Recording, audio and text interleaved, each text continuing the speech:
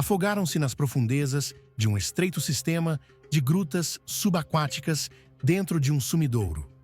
Estes três amigos decidiram testar as suas habilidades num dos locais de mergulho mais mortíferos do mundo. O que começou como uma emocionante aventura subaquática acabou em absoluta tragédia. Apenas um conseguiu regressar ao local de encontro pré-determinado, e não sem consequências graves.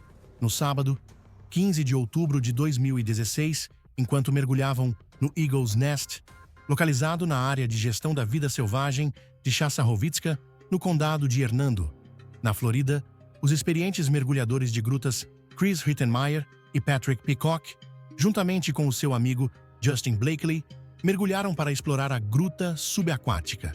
Muito abaixo da superfície, o trio desceu até uma profundidade de 15 metros para chegar à entrada do sistema de grutas dentro de uma rede de túneis que se estende por 1,6 quilômetros, atingindo profundidades superiores a 91 metros.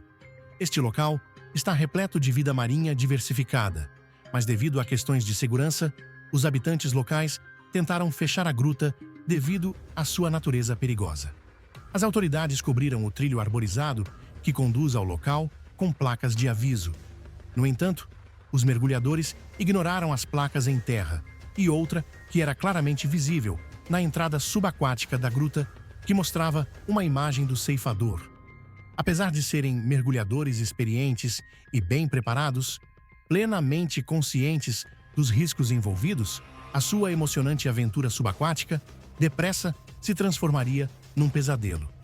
No dia anterior, Rittenmeyer e Peacock visitaram o local para estabelecer medidas de segurança, colocando uma série de botijas de mergulho de reserva, conhecidas como garrafas de resgate, ao longo das paredes do túnel da gruta. Estas garrafas foram colocadas a profundidades de 6 metros, 21 metros e 37 metros. No entanto, não encheram as garrafas de resgate mais profundas com misturas de gases apropriadas para as profundidades específicas a que a mistura foi ajustada, que normalmente contém várias concentrações de oxigênio e azoto e, por vezes, hélio, dependendo da profundidade. Os túneis dentro do ninho da águia são vastos e intrincados, o que torna fácil perder-se ou separar-se. A gruta é constituída por 3 sistemas de túneis distintos, que combinados contêm pelo menos 6 dúzias de câmaras. Os mergulhadores nadaram primeiro para a direita, em direção ao túnel upstream. A primeira paragem foi na caverna do Crack. A partir daí, entraram na primeira câmara, conhecida como Câmara de Randy, onde as paredes estão cobertas com camadas de argila formadas ao longo de milhares de anos. Chegaram então à maior câmara do ninho da águia, apropriadamente chamada Supercâmara, que se diz ser do tamanho de um hangar de avião. No entanto, Peacock e Rittenmeyer procuravam um desafio maior e começaram a aventurar-se em direção ao túnel downstream, na direção oposta. Como Blakely era o mergulhador mais inexperiente e consciente da reputação perigosa do ninho da águia, teve de se manter mais perto da superfície. Tinham combinado um ponto de encontro perto da superfície para se reagruparem caso as coisas se complicassem. Também concordaram em encontrar-se lá às 15 horas, assim que terminassem o mergulho.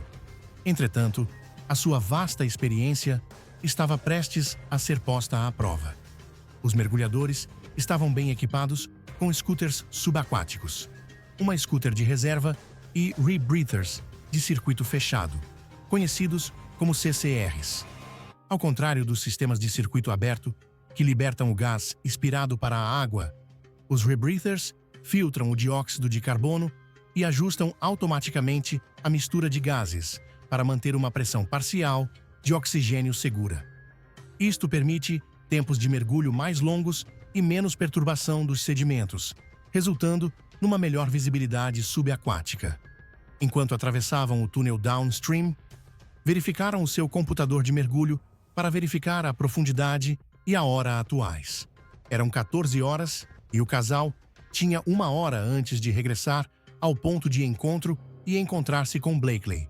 Com apenas 1 hora de sobra, Planeavam passar pelo bolso de John, seguido pela câmara de Jim, a câmara crescente e, no final do túnel, a sala dos sonhos.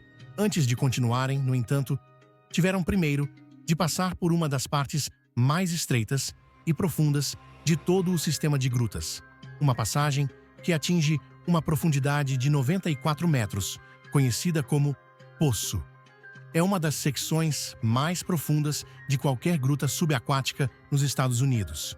A sua baixa visibilidade e múltiplos caminhos aumentam a sua complexidade. Rittenmeyer e Peacock chegaram à passagem estreita 43 minutos depois de entrarem na água. Quando começaram a atravessar a passagem, encontraram-se a uma profundidade de aproximadamente 79 metros. Entretanto, 3 minutos depois, por não conseguirem continuar, deram meia volta e foram-se embora.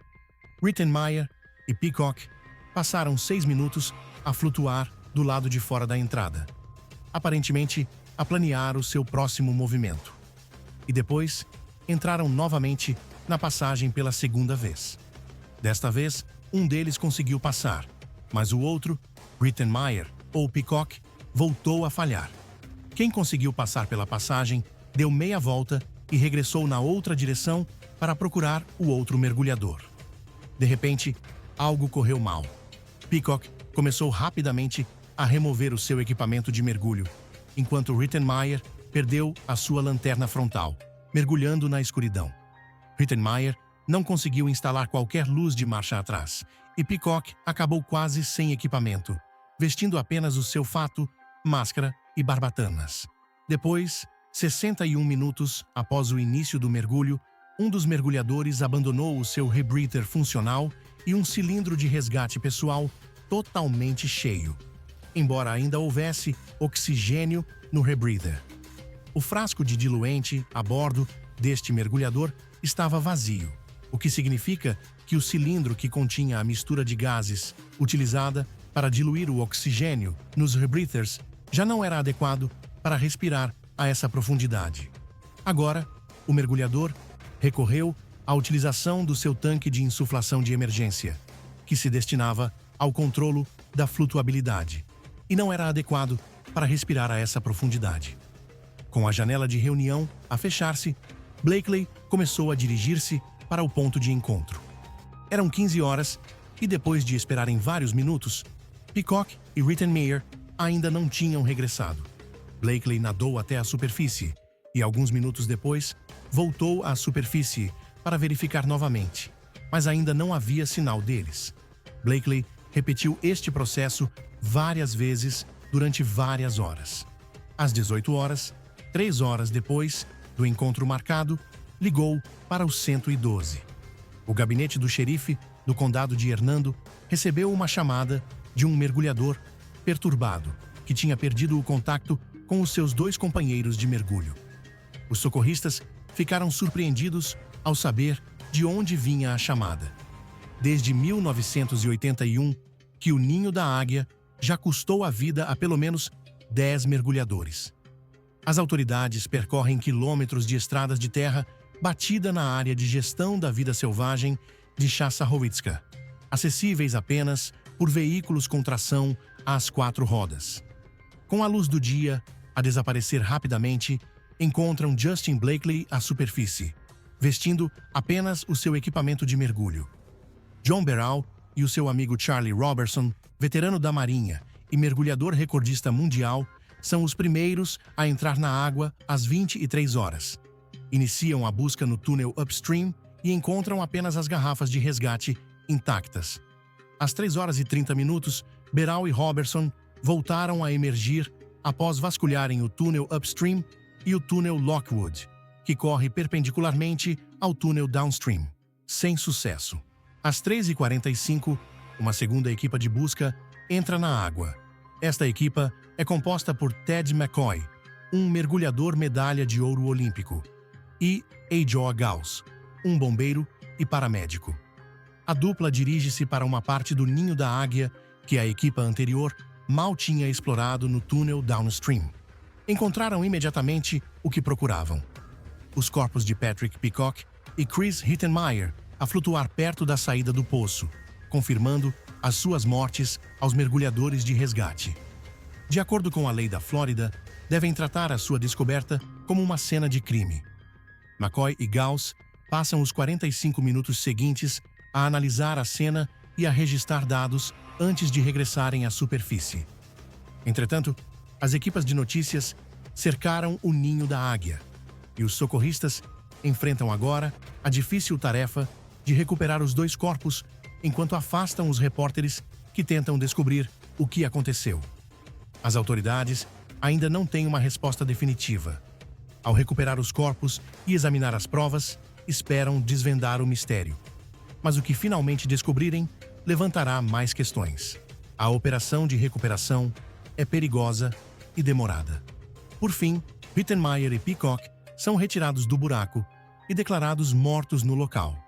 Os seus corpos são transportados para o Instituto Médico Legal do Condado de Hernando, onde os médicos legistas estão a trabalhar para determinar a causa da morte. Os mergulhadores de resgate regressam ao sumidouro do Ninho da Águia para recolher provas. O seu principal foco é localizar equipamentos perdidos que possam fornecer informações cruciais sobre o que correu mal em cada descida ao poço. Os mergulhadores de resgate enfrentam os mesmos perigos que levaram às mortes de Peacock e Rittenmeyer. No entanto, apesar dos riscos, conseguiram recuperar todo o equipamento descartado pelos dois mergulhadores, a maior parte espalhado pelo poço. Especialistas como John Barrow e Ted McCoy inspecionam minuciosamente o equipamento, prontos para identificar quaisquer potenciais problemas. No entanto, após um exame cuidadoso, nenhum equipamento foi considerado defeituoso. Tudo estava em boas condições de funcionamento na altura das mortes de Peacock e Rittenmeyer. Surpreendentemente, o consenso dos especialistas sugere que o casal estava excepcionalmente bem preparado para o Ninho da Águia. O relatório da Sociedade Nacional de Espeleologia refere que fizeram tudo corretamente.